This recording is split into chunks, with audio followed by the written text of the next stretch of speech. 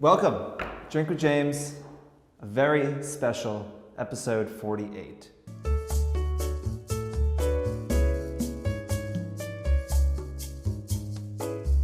My mother, like many of yours I'm sure, always told me to dress for the job I wanted, not the one I have. So the job I want this week is going to the Met Gala. Now, I understand the event is tonight, and no, I haven't received the invite yet, but I am holding out hope. Maybe Anna watches the show. Maybe I'll find a way to sneak my way in. So I was talking about this plan, and I was saying that I wanted to, wear the tuxedo when I was filming Drink with James, just in case I could weasel my way into the Met Gala. And our client from Veuve Clicquot said that I could not drink whiskey while in a tuxedo, and I couldn't agree more. So we're drinking champagne. We're talking about influencers. What are we doing? So, we're drinking champagne, we're answering questions, we're getting drunk, we're just having a little more fun doing it today. Historically, champagne has been a celebratory beverage. Most Americans are Neanderthals and only drink champagne when they're celebrating something, which is a complete mistake. But that is traditionally how it is consumed, at least in America.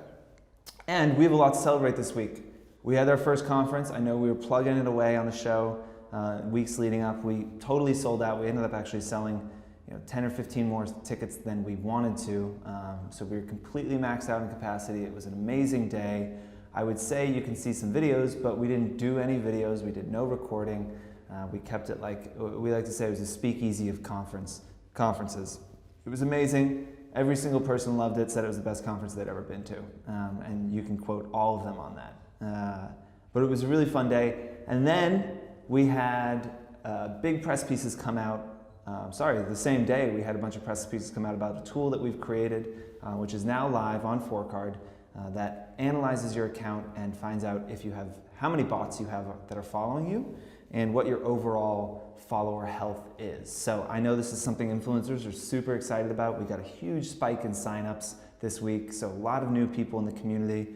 If you're watching for the first time, hello, welcome. There's 47 more of these to watch, just this face and a glass of booze. But if you haven't already, go into your settings, disconnect your Instagram, reconnect it, give us a week or so, we'll analyze your account and see what your follower health score is. So far, they've been great.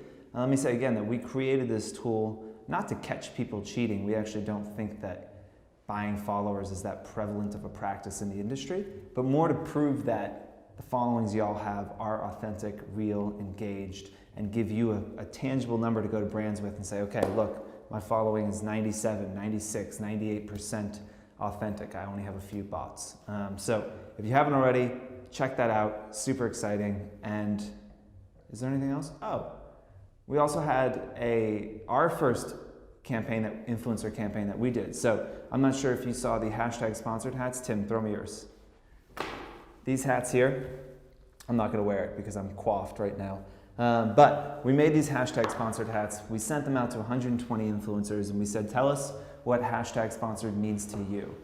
I was completely blown away by the posts that we got. If you haven't already, go to ForeCard's Instagram, click on follow, first of all. Second, click on photos of us and go through and just read some of these posts from influencers who are talking about what hashtag sponsored means to them.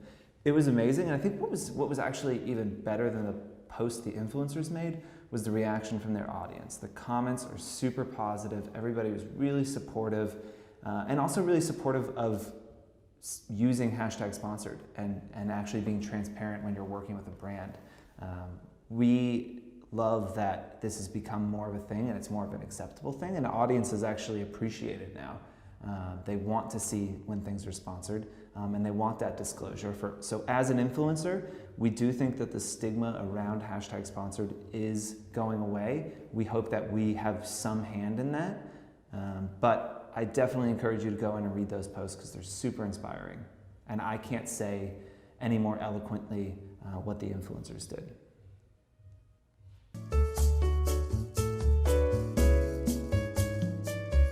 What does hashtag sponsored mean to me?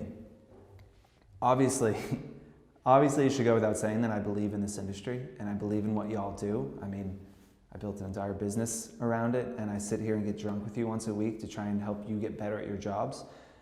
So I think it should go without saying that I think that this is a big deal in advertising, and it's only becoming a bigger deal. I think the cool thing about hashtag sponsored and what that means in this world is not the fact that, I think it's great that, I think for me, what is really unique and interesting about hashtag sponsored is not necessarily that the brands have new ways to tell stories. I think that's awesome, and I think, it's an incredible tool for brands. But what is really cool is that there is a whole group of people, a whole creative class that now gets to pursue their dreams on their own terms, on their own time, and on their own. And they do that with the help of brands through sponsorships, through hashtag sponsored. And we've done, over the years at 4Card, we've had the Quitters Club, we do For You, we do all these different things to try and celebrate people who are doing this professionally and who are treating this like a job. And I think that the day that you get to quit your job and pursue your passions full time, it doesn't have to be if you're an influencer. It could be if you're a musician. It could be, me, Rich and I being able to quit our jobs to do 4Card. These are big moments. And when you devote 10 to 12 to 14 to 20 hours of your working day every day to something you love, you realize that you can never really go back to doing something that you don't love. And I think that for me, that is the thing about hashtag sponsored that's really inspiring. It's that there is a whole group of people that are being able to do this on their own and run their own businesses, and a lot of them women. I think that's something that's also super inspiring, is that they're, a large portion of this industry is women running businesses, and I think that there's not enough of that. And I think, a lot of times in corporate America, women aren't given the respect and due that they deserve. And I love when they're going out on their own and just raising a middle finger to the world and saying, okay, well, you're not going to give it to me, I'm going to take it. Where can you get one of these hats? To be determined. We are out of them. We should probably order more. Do you want a hat? Would you buy a hat? Do you just want it for free? Comment below. We potentially might order more of them.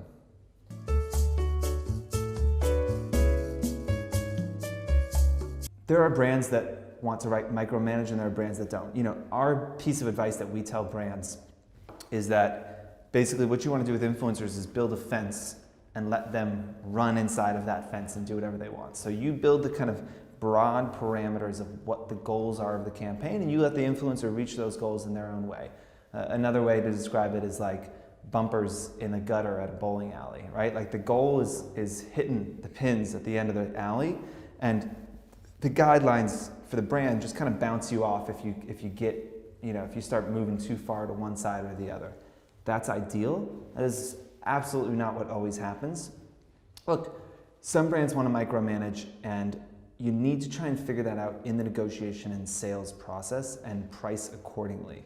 If they want 3 rounds, like if they explicitly say, we want 3 rounds of approvals for these posts, you know that they're going to be more difficult, okay? And so if you charge $1,000 for a post normally, and then you start to work with a brand and you're negotiating with them and it feels like, I'm going to be micromanaged here, what I would do is just try and raise your price a little bit. Understand that this post is going to take you more time, more effort than another post. And I would say that, you can think about your posts like that regardless. If a brand is asking you to dye your hair temporarily for a post, that should cost more than, just a flat lay, right? If they're asking you to shoot, let's say they send you a sweater and they say, can you shoot 7 ways to wear this sweater? Well, that's more difficult than shooting 1 way. You need to look at not only your followers, but what are they asking you to do, and price accordingly. So if you can figure out if this brand is going to be a pain in your ass, give yourself a little bit of extra money so that you can, when you're in the weeds with them 2-3 weeks down the line, at least you got paid. If they start coming and pushing back and saying, oh, why, that seems overpriced or whatever it might be, or negotiating with you, you just want to focus on tangible things. So, sorry, I charge more for multiple rounds of approvals. Sorry, I charge more for the client to be on set because it throws me off. Sorry, I charge more for submitting a script before I shoot the video. You can say those things, and then if they want to remove those constraints from the contract, well then that's a win-win for you. Great. You make a little bit less money, but now they only have one round of approvals and they have to stick to that. So you kind of give them the choice and say, well, do you want to be a pain in the ass? You can pay $1,400, or you can be a little less pain in the ass and pay $1,000.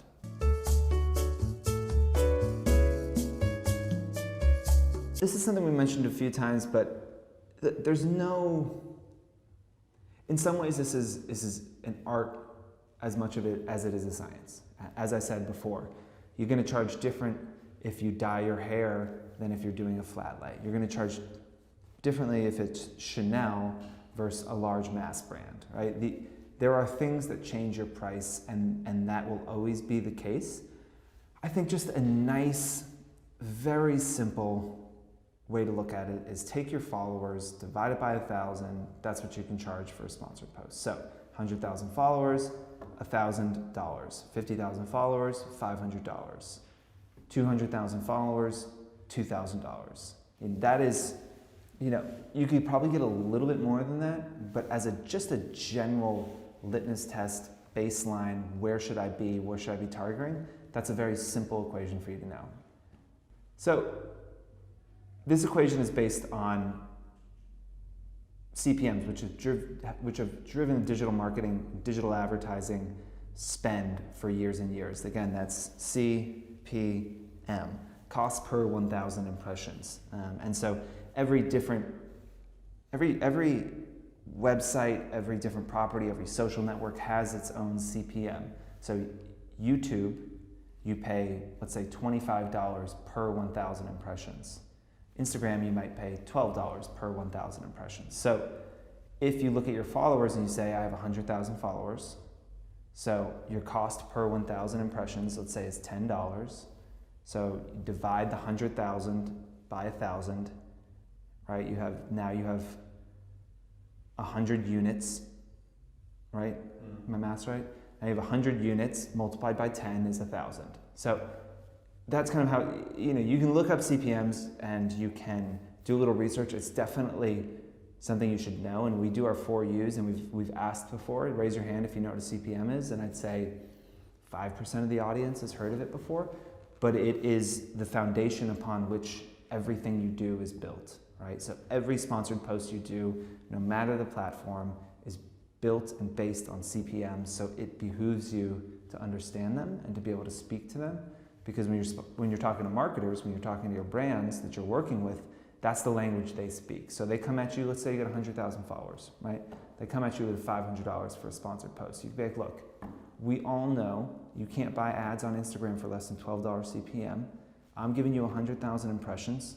So by that logic, you should pay me $1,200, right? So you get to come at them with a little bit of data and knowledge. And if you came to the conference and you listened to Joe Holder speak, you know that knowledge is power, and it's really the only currency in the world that matters.